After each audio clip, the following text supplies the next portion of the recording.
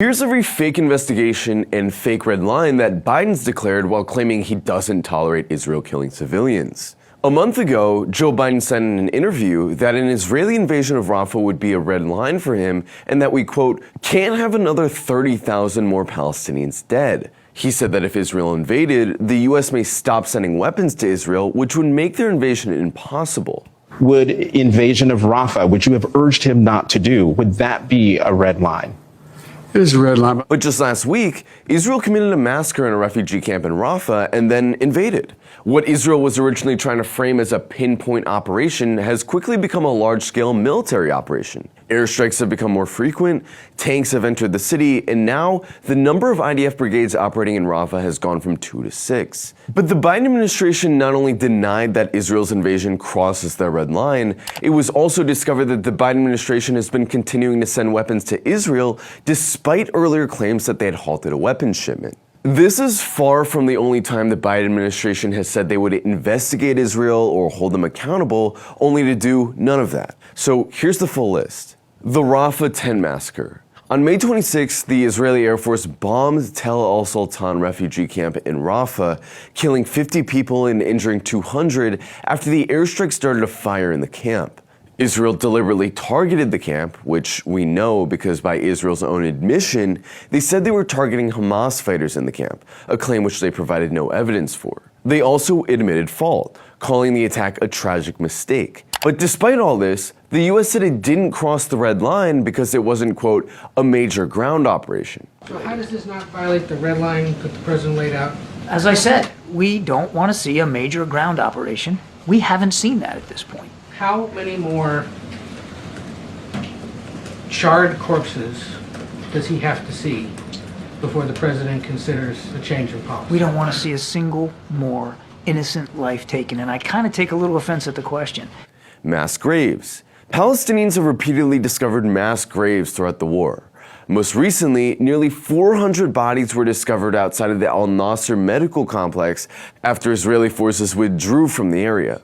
UN human rights officials confirmed that some of the bodies had their hands tied, indicating that they were buried after being executed. Despite initial calls for an investigation, the U.S. refused to endorse an independent investigation and instead decided to ask Israel to invest its own crime, stonewalling any legitimate effort to get to the bottom of the situation. The World Central Kitchen Massacre. On April 1st, Israeli drones bombed 3 cars belonging to a charity organization known as the World Central Kitchen. They killed 7 aid workers of various nationalities, hitting 3 separate vehicles in a motorcade over the course of 30 minutes. The charity workers were even coordinating their position with the Israeli military before it happened. Israel initially refused to say whether it was responsible, but then later admitted to the attack after it became obvious. Joe Biden said he was outraged and heartbroken by the attack, which included the death of an American citizen, but didn't do anything to punish Israel for it. The Flower Massacre. On February 29th, Israeli troops opened fire on Palestinians as they waited to receive flour from humanitarian aid trucks, killing 118 people and injuring over 700. Israel's excuse was that it had mostly fired warning shots and only shot a few people that posed a threat and that the rest had died in an impending stampede. But UN officials visiting the hospital where the injured were being treated reported that large numbers of the injured had gunshot wounds. A CNN investigation involving 22 eyewitnesses also found that Israel's timeline of events didn't add up. Despite the overwhelming evidence that Israel was lying and vocal condemnation from within the Biden administration over the attack, the administration not only refused to punish Israel at all, it was also the sole country in the UN Security Council to veto a resolution condemning Israel for the attack. The murder of Hind Rajab. On January 29th, an Israeli tank opened fire in a civilian vehicle carrying 6-year-old Hind Rajab and 6 of her family members. The initial tank shell killed every member of Hind's family besides her cousin, who was subsequently killed by machine gun fire. Hind pleaded with aid workers over the phone to be rescued before she was also murdered.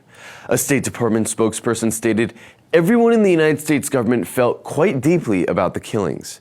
The State Department stated that they asked Israel to investigate the killings, but Israel, of course, lied. They said their forces were nowhere near where Hind was killed, but two separate investigations of satellite imagery contradicted these claims, as well as the discovery of fragments of a US-made tank shell, the exact type used by Israel. The US, however, has still not punished Israel for the killings.